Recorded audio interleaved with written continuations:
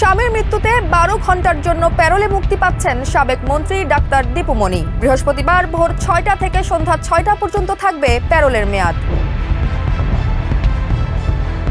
রাজধানীতে মাদকাসক্তি নিরাময় কেন্দ্রের আড়ালে ভয়ঙ্কর কারাগার। টাকার বিনিময়ে বন্দী করছে যাকে তাকে, চালানো হচ্ছে অমানসিক নির্যাতন। ব্রাহ্মণবাড়িয়ায় পুলিশ লাইন্সে হামলা চালালো মাদ্রাসা শিক্ষার্থীরা। উচ্চস্বরে গান বাজানোয় পুলিশের সঙ্গে দফায় দফায় সংঘর্ষ, আহত অন্তত 30। এবং সরকারি অর্থের যাচ্ছে তাই ব্যবহার, অবহেলায় পড়ে আছে 235 কোটি টাকার প্রশিক্ষণ কেন্দ্র। 3 বছরেও প্রশিক্ষণ নেননি কোনো চিকিৎসক। শুনছিলেন শিরোনাম, এবার বিস্তারিত। আপনাদের সাথে আছি আমি জয়া হাসান।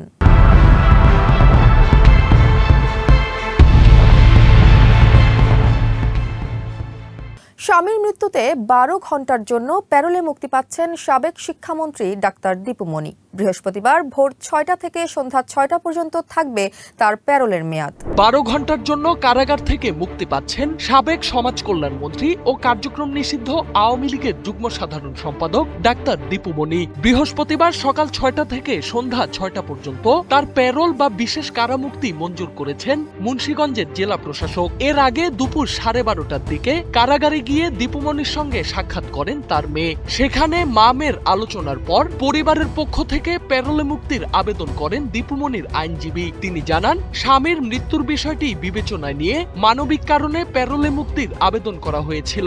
জেলা প্রশাসনের সিদ্ধান্তের পর কারাগার থেকে তাকে মুক্তির প্রয়োজনীয় কার্যক্রম নেওয়া হবে। গেল মঙ্গলবার রাত 10:30টার দিকে রাজধানীর একটি হাসপাতালে চিকিৎসাধীন অবস্থায় মারা যান দীপু মনির স্বামী তৌফিক নেওয়াজ। তিনি দীর্ঘদিন যাবৎ কিডনি ও লিভারের বিভিন্ন জটিলতায় ভুগছিলেন। দেশ জুড়ে মাদকাসক্তি নিরাময় কেন্দ্রের সংখ্যা 5 শতাধিক, কিন্তু এসব প্রতিষ্ঠানের বড় একটি অংশের বিরুদ্ধে উঠেছে চিকিৎসার নামে প্রতারণা ও ভয়াবহ নির্যাতনের অভিযোগ, যেখানে রোগীদের দিনের পর দিন আটকে রেখে চালানো হয় মারধর ও নানা ধরনের অমানবিক নির্যাতন। অভিযোগ রয়েছে কিছু কেন্দ্রে চিকিৎসার আড়ালে চলছে রমরমা মাদক ব্যবসাও। সম্পর্কের টানাপোড়েন থেকে শুরু করে সম্পত্তি হাতিয়ে নেওয়ার টুলস হিসেবে ভাড়াও খাটে নিরাময় কেন্দ্রের বিশেষ টিম, যারা ক্যাচিং পার্টি হিসেবে পরিচিত। টাকার বিনিময়ে ভালো মানুষকেও মাদকাসক্ত সাজিয়ে বন্দী করে তারা। ফলে নিরাময় কেন্দ্র নামের এসব প্রতিষ্ঠান হয়ে উঠেছে এক একটি গোপন কারাগার। টাকার মেশিন খ্যাত এমন প্রতিষ্ঠানের সংখ্যা দিন দিন বেড়েই চলেছে। মাদকাসক্তি নিরাময় কেন্দ্রের এমন রহস্যময় সদর অন্দরের অবিশ্বাস্য রকম নানা চাঞ্চল্যকর তথ্য বেরিয়ে এসেছে দৈনিক যুগান্তরের এক দীর্ঘ অনুসন্ধানে। বিকন পয়েন্টের ভয়াবহ রূপ বেরিয়ে এলো এক অনুসন্ধানে। প্রতিবেদনে বলা হয়, রাজধানীর অভিজাত এলাকায় অবস্থিত ভিআইপি নিরাময় কেন্দ্র বিকন পয়েন্টে রোগী ভর্তির আগে করা হয় না কোনো ডোপ টেস্ট। এরপর রোগীকে রাখা হয় গোপন বন্দিশালায়। মোবাইল ফোন সহ ব্যক্তিগত জিনিসপত্র কেড়ে নিয়ে রাখা হয় তালাবদ্ধ করে। কেন্দ্রটির ভেতরে অনুসন্ধান চালিয়ে দেখা যায়, তরুণদের পাশাপাশি বিভিন্ন বয়সী মানুষ সেখানে বন্দী। কারো মাদকাসক্তির কারণে পরিবার তাকে ধরে এনেছে, আবার কারো ক্ষেত্রে ক্যাচিং পার্টির সহায়তায় জোর করে ভর্তি করার অভিযোগ রয়েছে। এমনকি সম্পত্তি বা পারিবারিক বিরোধের জেরেও কাউকে এসব কেন্দ্রে আটক করে রাখার অভিযোগ মিলেছে। জোরপূর্বক বন্দী বীর মুক্তিযোদ্ধা ও শিল্পপতি তাদেরই একজন মোহাম্মদ শাহজাহান, শতভাগ রপ্তানিমুখী গার্মেন্টস ওয়াইড টেক্সট লিমিটেডের চেয়ারম্যান। মাদক তো দূরের কথা, জীবনে কোনোদিন তিনি একটি সিগারেটেও টান দেননি। অথচ সম্পত্তির লোভে নিজের সন্তানই এই অন্ধকারে তাকে বন্দী করে রেখেছেন। শত চেষ্টা করেও মুক্তি মিলছে না তার। এরপর কান্না জড়িত কণ্ঠে তিনি বলেন, 2024 সালে স্ত্রীর মৃত্যুর পর তিনি একা হয়ে পড়েন। দুর্বিষহ নিঃসঙ্গতা কাটাতে জীবনসঙ্গীর প্রয়োজনীয়তার কথা জানান। এতে তার ছেলে ক্ষুব্ধ হয়। কিছু না জানিয়ে আকস্মিকভাবে একদিন গভীর রাতে তাকে বাসা থেকে তুলে আনা হয়। যোগাযোগ বন্ধ করতে কেড়ে নেওয়া হয় তার মোবাইল ফোন। এরপর মাদকাসক্ত পরিচয়ে তিনি দীর্ঘ সময় ধরে এখানে বন্দী রয়েছেন। অথচ তিনি সম্মুখ সারির একজন মুক্তিযোদ্ধা।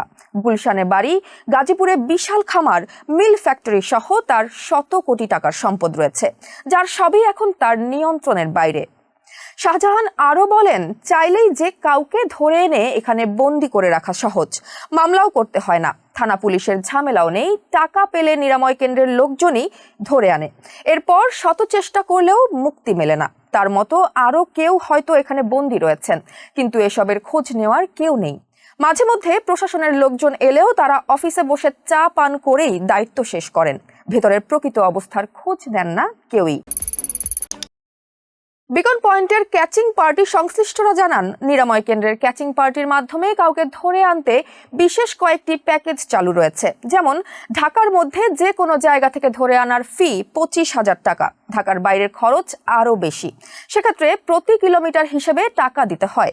তবে চট্টগ্রাম কিংবা সিলেট থেকে কাউকে ধরে আনার ন্যূনতম খরচ 50,000 টাকা।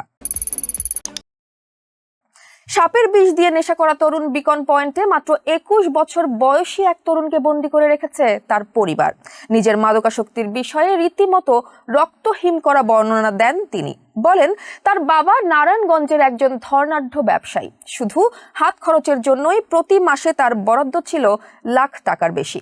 স্থানীয় রসুলপুর কলেজের প্রথম বর্ষে পড়ার সময় তিনি ইয়াবা আসক্ত হয়ে পড়েন। এক পর্যায়ে ইয়াবা সেবনের পাশাপাশি বিষধর সাপের ছোবলের মাধ্যমে নেশা করতেন। এসব নিয়ে পরিবারের ঝামেলা শুরু হলে ক্যাচিং পার্টি ডেকে এনে তাকে ধরিয়ে দেওয়া হয়। সেই থেকে তিনি বন্দী রয়েছেন। জানান, ঢাকা বিশ্ববিদ্যালয়ের টিএসসি এলাকায় মাদক চক্রের গোপন আস্তানায় গিয়ে সাপের ছোবল নিতেন তিনি। প্রতিবার ছোবল নিতে 15,000 টাকা লাগে। মাদকাসক্তরা আরও অসুস্থ হয়ে পড়ছেন। ভয়াবহ মাদকাসক্তি নিয়ে নিরাময় কেন্দ্রে বন্দী রয়েছেন নর্থ সাউথ বিশ্ববিদ্যালয়ের বিবিএর এক ছাত্র। তাকেও নিরাময় কেন্দ্রের ক্যাচিং পার্টির সাহায্যে ধরে আনা হয়। এখানে আসার আগে নেশার জন্য প্রতিদিন অন্তত 15টি ইয়াবা ট্যাবলেট সেবন করতে হতো তাকে। তবে নিরাময় কেন্দ্রে ভর্তির পর সুস্থ হওয়া তো দূরের কথা, বন্দিশালায় ক্রমেই মানসিক রোগীতে পরিণত হচ্ছেন তিনি। আরও উদ্বেগজনক বিষয় হলো, একই ভবনে মাদকাসক্তের সঙ্গে মানসিক রোগী এবং স্মার্টফোন বা মোবাইল গেমে আসক্তদেরও রাখা হচ্ছে। তাদের জন্য নেই আলাদা কোনো ব্যবস্থা বা পৃথক চিকিৎসা। ফলে মাদক মুক্ত করার বদলে অনেক রোগী দীর্ঘদিনের বন্দিত্বে আরও মানসিকভাবে বিপর্যস্ত হয়ে পড়ছেন।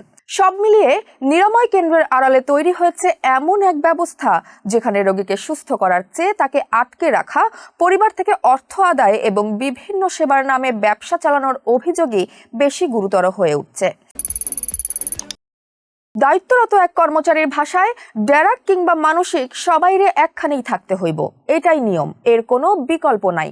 সাবেক রাষ্ট্রপতি শাহাবুদ্দিন চুপ্পু স্যার যদি তার মাদকাসক্ত নাতিরে এখানে বন্দী করে রাখতে পারেন, তাইলে বুঝে নেন আর বাকি থাকে কারা।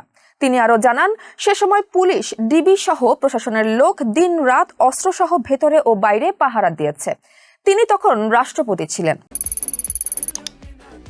অভিযোগের বিষয়ে বিকন পয়েন্টের বক্তব্য, মাদকাসক্ত সাজিয়ে নিরপরাধ ব্যক্তিকেও আটকে রাখা সহ নানা অনিয়মের বিষয়ে বক্তব্য রাখতে চাইলে বিকন পয়েন্ট নিরাময় কেন্দ্রের ম্যানেজার আনোয়ারুল ইসলাম মঙ্গলবার রাতে যুগান্তরকে বলেন, মাদকাসক্ত ছাড়াও তাদের প্রতিষ্ঠানে মানসিক রোগেরও চিকিৎসা দেওয়া হয়। স্বাস্থ্য অধিদপ্তর থেকে মানসিক হাসপাতালের লাইসেন্স নিয়েছেন তারা। এছাড়া যারা এখানে ভর্তি হন তাদের সবাইকে বিশেষজ্ঞ চিকিৎসকরা দেখে তারপর ব্যবস্থাপত্র দেন। ফলে মাদকাসক্ত বা মানসিক রোগী সাজিয়ে এখানে কাউকে আটকে রাখার কোনো সুযোগ নেই। ব্রাহ্মণবাড়িয়ায় উচ্চ স্বরে গান বাজানোয় পুলিশ লাইন্সে হামলা চালিয়েছে মাদ্রাসা শিক্ষার্থীরা। দফায় দফায় এই সংঘর্ষে আহত হন অন্তত 30 জন। বিস্তারিত বর্ষা বিশ্বাসের রিপোর্টে। তোমরা যেই জায়গায় আক্রমণ করেছো, তোমরা বলার থেকে আক্রমণ করেছো, তার কামড় খাওয়ার জন্য তৈরি, প্রস্তুতি নাও। ব্রাহ্মণবাড়িয়া পুলিশ লাইন্সে সাংস্কৃতিক অনুষ্ঠানে উচ্চ স্বরে গান বাজানোকে কেন্দ্র করে পুলিশ ও মাদ্রাসা শিক্ষার্থীদের মধ্যে দফায় দফায় সংঘর্ষের ঘটনা ঘটেছে। মঙ্গলবার রাত 11:30টার দিকে শহরের পশ্চিম মেড্ডায় পুলিশ লাইন্সের ভেতরে ঘটে এই ঘটনা। সংঘর্ষে পুলিশ ও মাদ্রাসা শিক্ষার্থী সহ প্রায় 30 জন আহত হওয়ার খবর পাওয়া গেছে। আহতদের ব্রাহ্মণবাড়িয়া জেলা সদর হাসপাতাল সহ বিভিন্ন হাসপাতালে চিকিৎসা দেওয়া হয়েছে। পুলিশ ও স্থানীয় সূত্রে জানা যায়, চট্টগ্রাম রেঞ্জের ডিআইজি আব্দুল কুদ্দুস চৌধুরীর আগমন উপলক্ষে জেলা পুলিশের আয়োজনে পুলিশ লাইন্সে চলছিল সাংস্কৃতিক অনুষ্ঠান। এ সময় উচ্চস্বরে গান বাজানোয় শিক্ষার্থীদের পড়াশোনায় বিঘ্ন ঘটে এবং কয়েকজন শিক্ষার্থী পুলিশ লাইন্সের ভেতরে গিয়ে শব্দ কমানোর অনুরোধ জানান। পরে আবারও শব্দ বাড়িয়ে দেওয়া হলে পুলিশ ও শিক্ষার্থীদের মধ্যে তর্ক বিতর্ক শুরু হয়। এক পর্যায়ে শতাধিক শিক্ষার্থী পুলিশ লাইনসের ভেতরে প্রবেশ করলে পরিস্থিতি উত্তপ্ত হয়ে ওঠে এবং অনুষ্ঠান পণ্ড হয়ে যায়। পরিস্থিতি নিয়ন্ত্রণে আনতে পুলিশ লাঠিচার্জ শুরু করে। অন্যদিকে মাদ্রাসার শিক্ষার্থীরা পুলিশকে লক্ষ্য করে ইট পাটকেল ও ঢিল ছুটতে শুরু করে। শিক্ষার্থীদের দাবি, এ ঘটনায় জড়িতদের বিরুদ্ধে দৃষ্টান্তমূলক ব্যবস্থা নিতে হবে, অন্যথায় কঠোর আন্দোলনের হুঁশিয়ারি দেন তারা। পাশাপাশি ব্রাহ্মণবাড়িয়া পুলিশ লাইনসে আর কখনোই কনসার্ট ও অনুষ্ঠান করতে দেওয়া হবে না বলেও জানান তারা।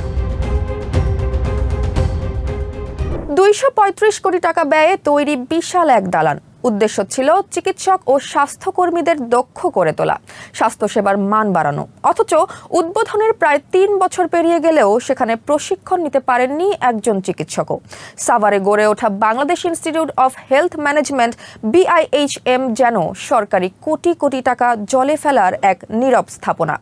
দৈনিক সমকাল এক প্রতিবেদনে জানায়, জনবল নিয়োগ ছাড়াই 2023 সালের 14 নভেম্বর তৎকালীন প্রধানমন্ত্রী শেখ হাসিনা ভার্চুয়ালি উদ্বোধন করেন প্রতিষ্ঠানটি। 4টি বড় ভবন নিয়ে গড়ে ওঠা এই কমপ্লেক্সে রয়েছে 14 তলা প্রধান ভবন, 9 ও 8 তলা 2টি ভবন এবং 2টি 5 তলার ডরমিটরি ভবন।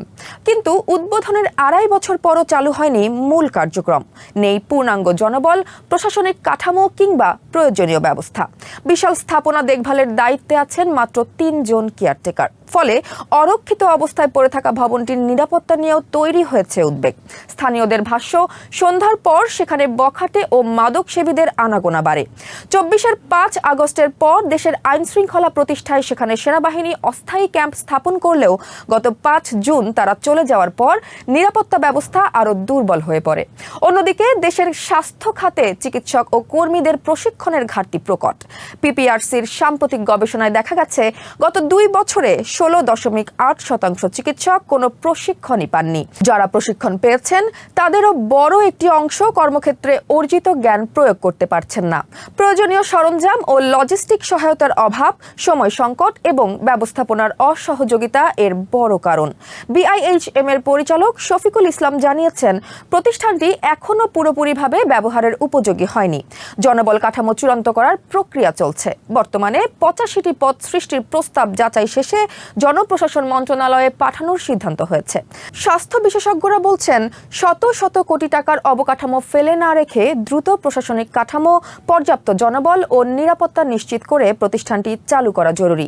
কারণ চিকিৎসক স্বাস্থ্যকর্মীদের প্রশিক্ষণের ঘাটতি যেখানে প্রকট, সেখানে 235 কোটি টাকার এই প্রতিষ্ঠানটি নিষ্ক্রিয় পড়ে থাকা নিঃসন্দেহে বড় ধরনের অপচয়।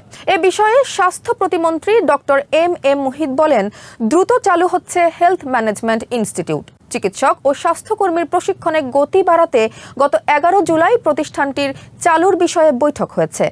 এটি চালু হলে উপজেলা ও জেলা পর্যায়ের স্বাস্থ্য প্রশাসকদের ব্যবস্থাপনাগত দক্ষতা বাড়াতে বড় ভূমিকা রাখবে।